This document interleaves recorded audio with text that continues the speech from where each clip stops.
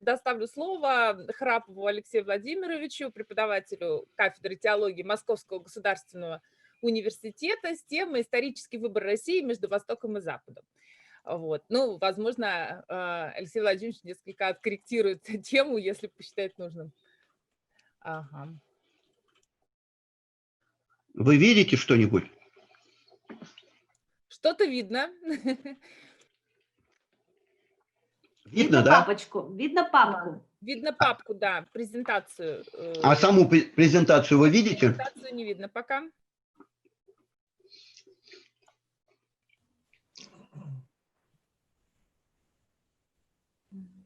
Она так не запустится. А как ее надо запустить? Надо другое окно открыть. Да, нужно остановить сначала презентацию, снова включить, выбрать приложение и выбрать именно презентацию.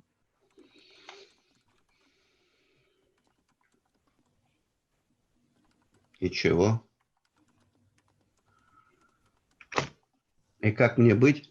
Сейчас остановите презентацию. Вот, да, вот. Теперь, среди окон, когда демонстрация экрана, выберите презентацию именно. Демонстрацию экрана нажать? Нажимаете демонстрацию экрана, он вам предлагает разные варианты. Вот на презентацию. Там надо выбор приложения и презентацию. Ну, сейчас видно что-нибудь? Да. Да, вот теперь все видно. Отлично.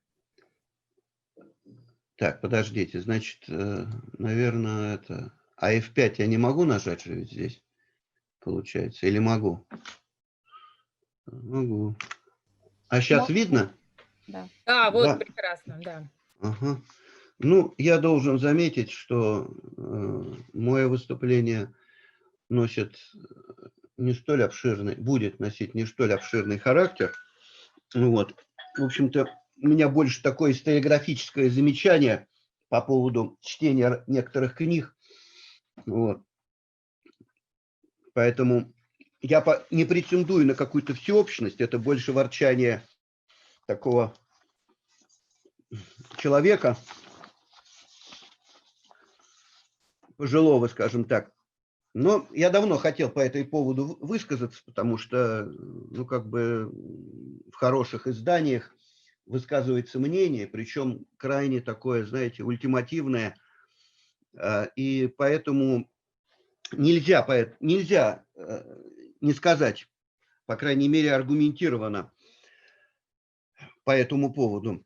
Значит, ну, дело в том, что выбор между Востоком и Западом, а необходимость его возникла перед Россией почти в самом начале ее исторического существования, то есть уже, ну, если считать, что русское государство возникло формально в 862 году, а на самом деле там дискуссия есть более раньше или чуть позднее, то уже через столетия стал вопрос об историческом выборе. И выразился он, вы знаете, в принятии византийского православия. И вот этот вот выбор долгое время был предметом всевозможных дискуссий, размышлений и до сих пор, в общем-то, является среди историков, философов, богословов, искусствоведов, политических деятелей, писателей, ну и можно дальше простых людей перечислять до бесконечности. Очень часто в этих размышлениях и дискуссиях ставится под сомнение сама целесообразность обращения России к Византии, Древней Руси, Киевской Руси, к Византии. Указывается порой ошибочность выбора православия вместо принятия западного, в частности, католического пути развития. Ну, что по этому поводу можно сказать? Что тематика эта интересная, и она полезна, наверное, для всех людей. Тем более дискуссии продолжаются. В небольшой работе, сравнительно недавно появившейся, около 10 лет, посвященной роли Византии в мировой истории, известный британский византинист, он больше искусствовед, конечно, греческого происхождения, Кирилл Манго, фамилия у него красивая, отмечает несколько важных моментов, которые, по его мнению, оказали заметное определенное влияние на развитие славянского мира в целом и на Россию в частности. По мнению Манга, Византию, исходя из собственных условий существования, необходимо рассматривать как религиозную по содержанию идеологию с тесным участием светской власти, которая только одна обладала средствами выкорчевывания ересей разными способами, через созыв вселенских соборов, через законодательство, ну и, наконец, через простое принуждение, каким обладает государство. И вот в этом суждении Кирилл Манга, он опирается на мнение восточноевропейских ученых, которые в большей степени, нежели чем их западные коллеги, разбирались в хитросплетении государственной идеологии своих стран. В частности, он ссылается на известного советского американского историка Александра Петровича Каждана, который писал по поводу Византии следующее, что Византия оставила нам уникальный опыт европейского тоталитаризма. Византия не столько колыбель православия или хранительница сокровищ античной Эллады, сколько тысячелетняя лаборатория тоталитарного опыта, без осмысления которого мы, видимо, не в состоянии представить себе наше собственное место в историческом процессе. Вот такое крайнее мнение приводит Манга, и я вам даю оригинальный текст самого Каждана, опубликованный вот в этой красной книжке в начале 2000-х годов. Таким образом, мы, очевидно, видим несомненную связь между византийским и российским тоталитаризмом. Ну, особенно тут, наверное, Каждан понимал тоталитаризм сталинского времени, то есть 30-х, 40-х, 50-х годов. Это представляется не совсем уместным, по крайней мере, если обратиться к мнению других, не менее серьезных исследователей именно этого вопроса, связанного с тоталитаризмом. Следует отметить, что представление о Византии как тоталитарном государстве разделяется не всеми исследователями, причем изучавшими самые разные аспекты ее истории. Так, например, выдающийся бельгийский историк Анри Грегуар, вот его тут статью я из сборника Византии привожу,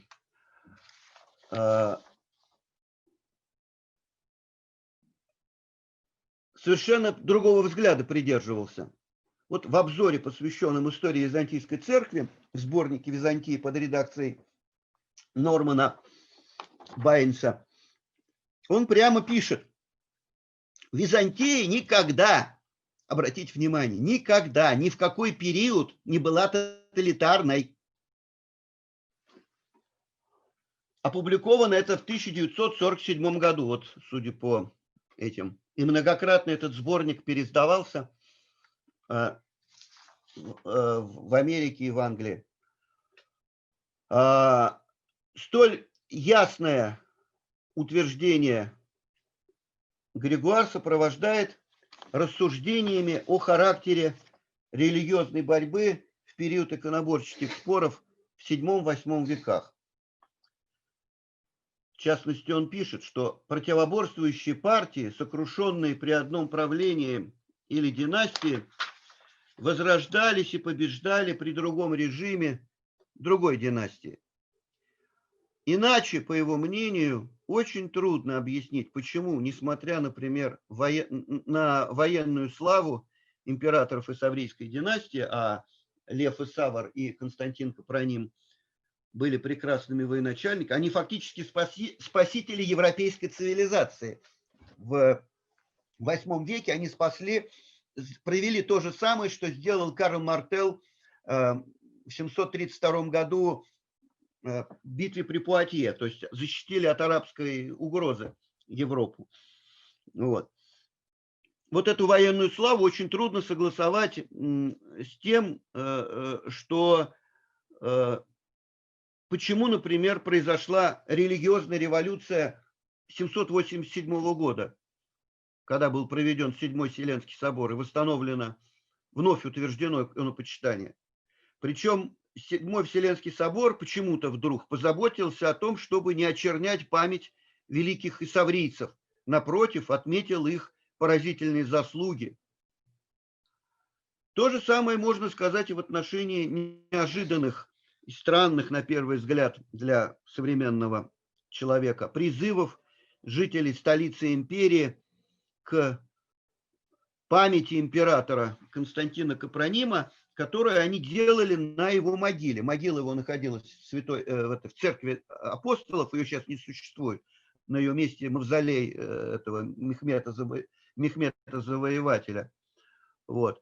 Там среди праха других императоров был прах Константина Капронима. И вот неожиданно могила открылась императора Константина V Капронима, и это был знак свыше, стали к нему обращаться, чтобы он помог победить врагов. Теперь шла какая-то там очередная Византия-Болгарская война, это был 813 год.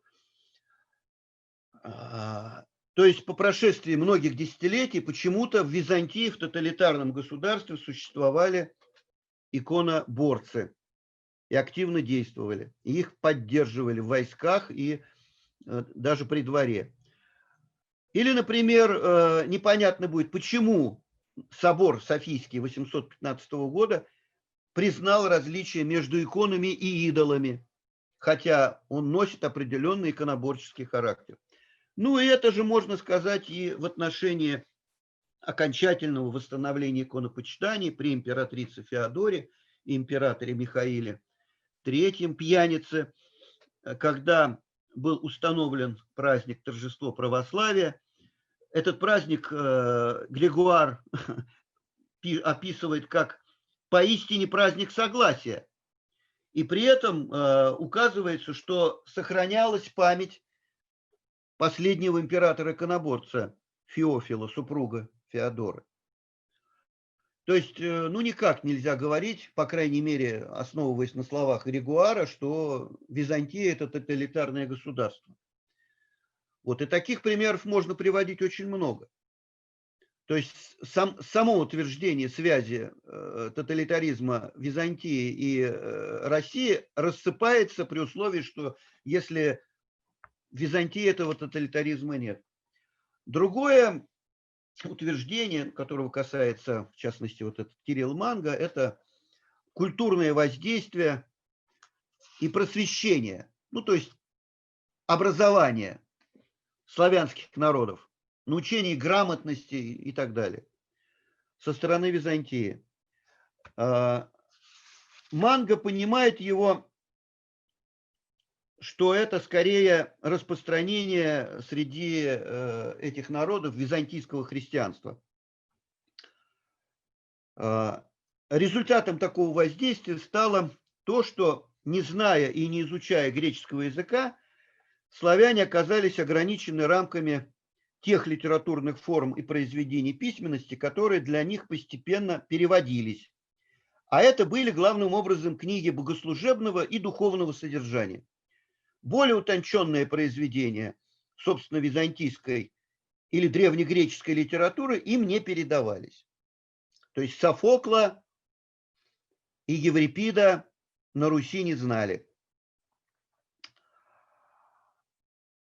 Иной характер носило культурное влияние римской церкви.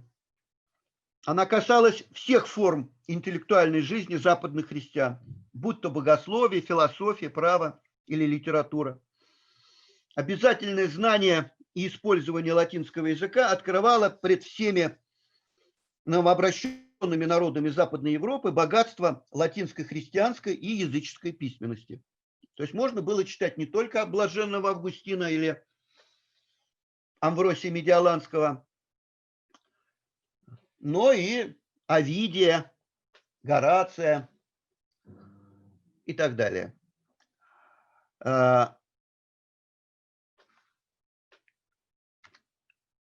отмечает Манга, византийская модель ограничивала обращенных славян культурным гетто переводных текстов.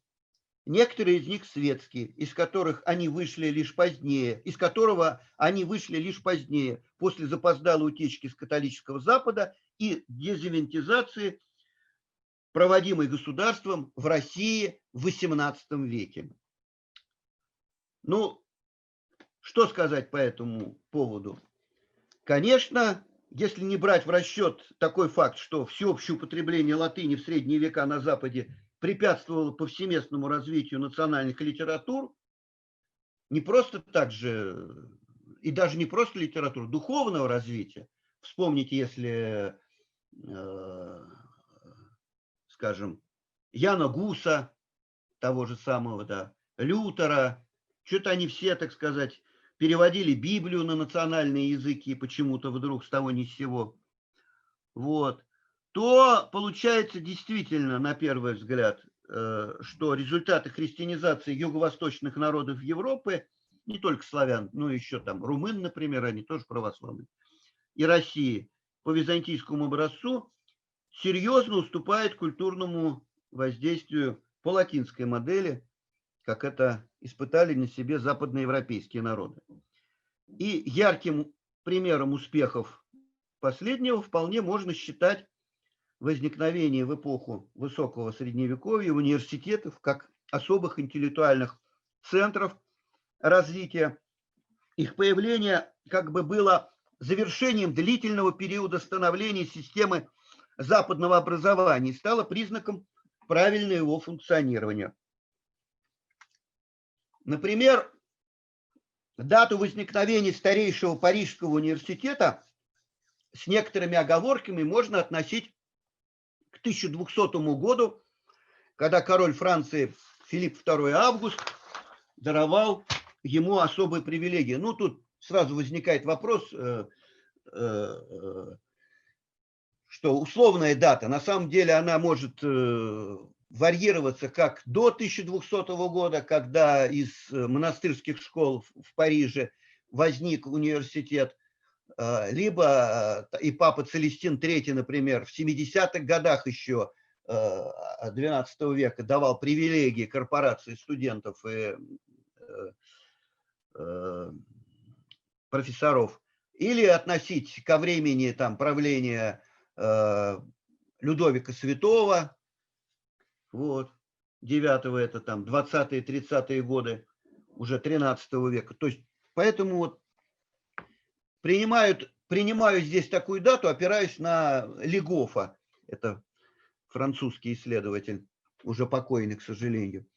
Вот, в России, если не брать в расчет существование в XVII веке Киево-Могилянской славяно-греко-латинской академии, которые можно, в принципе, считать неким подобием университета, то первый университет, это московский, был основан по прямому указанию государыни императрицы Елизаветы Петровны аж в 1755 году. Таким образом, 5,5 столетий отделяют время создания двух крупнейших, до ныне существующих центров образования современной Европы. Сразу возникает вопрос, вот такая вот, можно ли эти 555 лет считать количественной оценкой результата воздействия византийской культурной модели, по крайней мере, на Россию? Ну, наверное, это не так.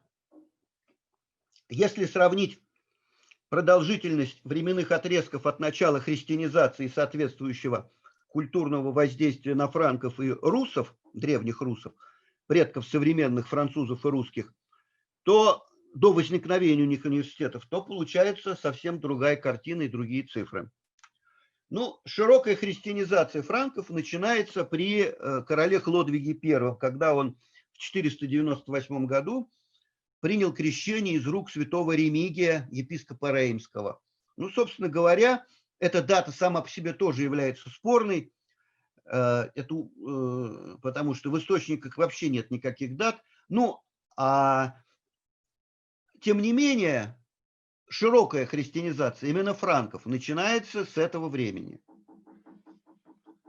То есть франки знали, конечно, христианство и до 498 года, и в IV веке, когда они впервые упоминаются при столкновении с императором Константином Великим, ну и так далее. То есть, заняв, тут причем еще интересный момент, что заняв незадолго до этого 498 года только северную часть Галлии, а в начале VI века, отвоевав у вестготов и весь остальной юг этой провинции Римской империи, франки оказались среди романизированного кельтского населения. То есть они жили вперемешку. Ну, тут нюанс, конечно, возникает. Романизированное кельтское население продолжало жить по римским законам, а франки жили по своему обычному праву, которое было зафиксировано в Солической правде. Потом это объединилось все, и единое право, но это уже в дальнейшем.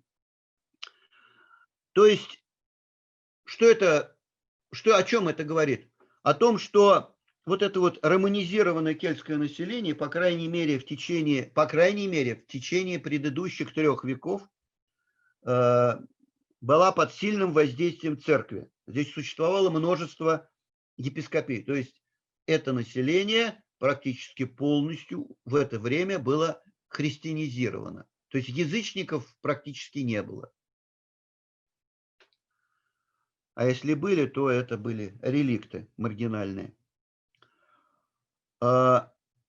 Уже тот факт, что франки находились в соседстве с культурным и просвещенным истинной верой населением бывшей провинции Римской империи, дает им несомненное преимущество перед жителями Киевской Руси, потому что когда в 988 году, опять-таки, эта дата устоявшаяся, но она не совсем точная, там есть нюансы, она в известном смысле условна.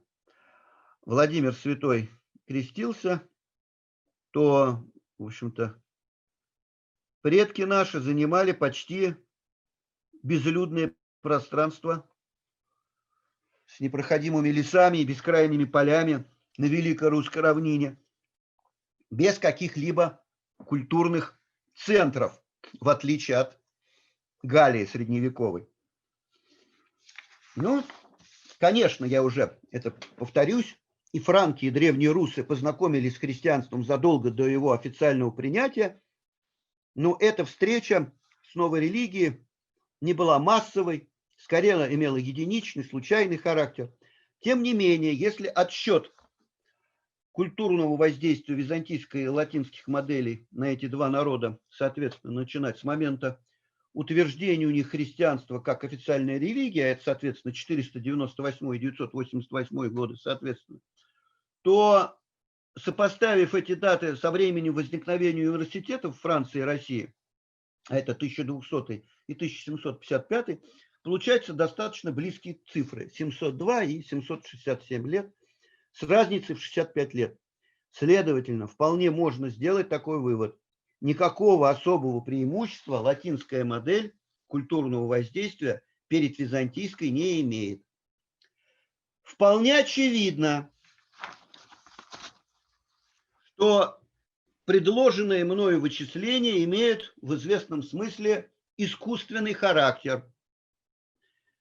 Из этих выведенных цифр не следует делать каких-либо далеко идущих выводов, поскольку всегда в любом, в том числе и в историческом исследовании, следует выявлять значимые и существенные причинно-следственные связи, которые раскрывают действительную суть рассматриваемых явлений и событий. Ну вот, например, вдогонку приведу, что вот если взять, например, появление первого университета в Италии, а это Болонский университет, хотя его трудно назвать университетом в таком классическом смысле, все-таки юридическая школа больше, в 1080 году, 1080 год. Так вот, если принять, что христианизация Италии началась в 313 году, когда был провозглашен Миланский эдикт, то есть я эквилибрирую цифрами, 1080 минус 313. Получается те же 767 лет, что и основание Московского университета. Вы понимаете, что это случайность, за которой ничего, какого-то серьезного осмысления пока нет. Вот. Действительно, что-то эти цифры могут отражать, указывать на что-то существенное, но это вопрос, требующий специального дополнительного исследования. По крайней мере, мои высказанные наблюдения, как в отношении византийского тоталитаризма, так и просвещения славян, могут служить хорошей иллюстрацией, что в исследовательской работе не стоит торопиться и делать крайне ультимативных и порой поспешных выводов, которые не отражают полноты решаемых научных задач.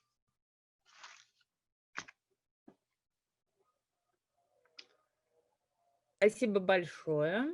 Так, как мне выйти? Просто закончить демонстрацию. Понятно. Угу, спасибо. Да. Вопросы, коллеги, пожалуйста.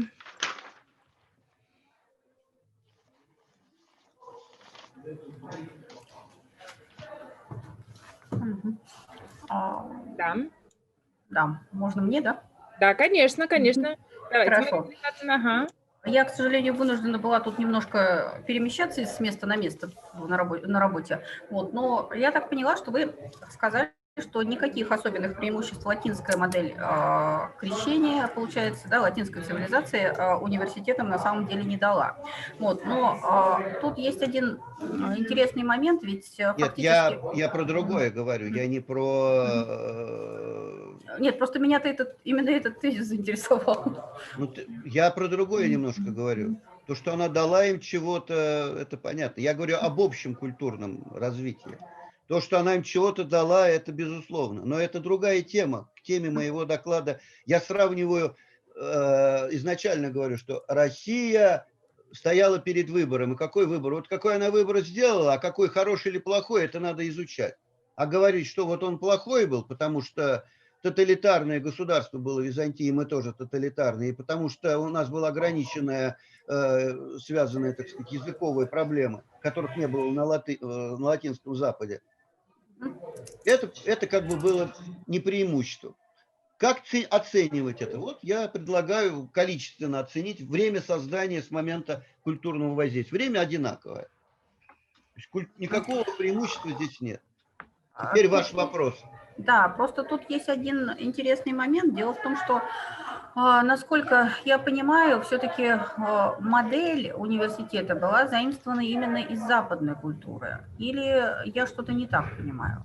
Скажем, вот, например, один из аргументов, который я слышала у многих специалистов по истории педагогики, причем религиозной, что что западные части России, то есть там та часть, которая сейчас Белоруссия, часть Украины, вот, они развивались в образовательном отношении гораздо быстрее, чем восточная часть, там, ну, та, что сегодня составляет, в принципе, центр Российской Федерации.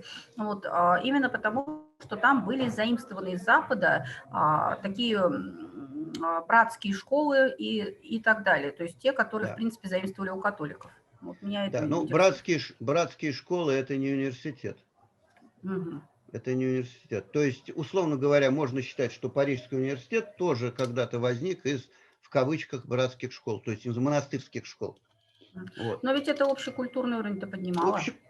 Конечно, поднимало. Но дело в том, что первый университет в Европе возник в Византии, в Константинополе в 30-х годах V века, благодаря стараниям супруги императора Феодосия-младшего, Евдокии. Она была дочерью афинского профессора и способствовала тому, чтобы в Константинополе появился университет. Там изучали право, риторику, грамматику, философию, причем профессоров, преподававших, там преподавали и на латинском, и на греческом языке.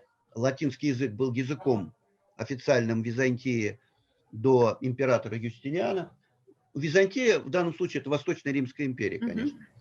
Вот.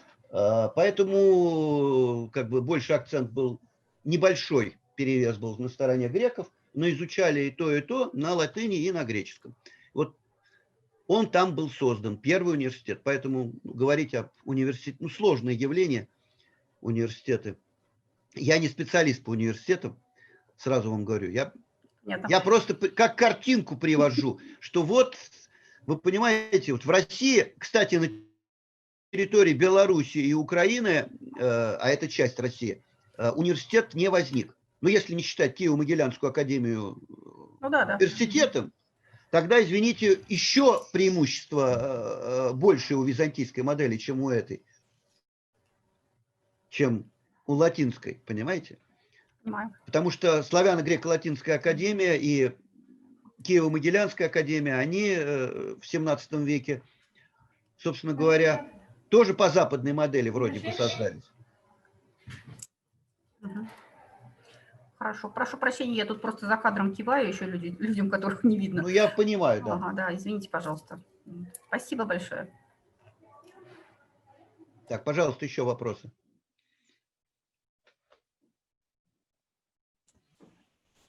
Видимо, нет, да, вопросов пока. Хорошо, спасибо большое. Так, Алексей Владимирович у нас останется, я думаю, еще в чате. Если в процессе у вас будут какие-то вопросы, можете обращаться.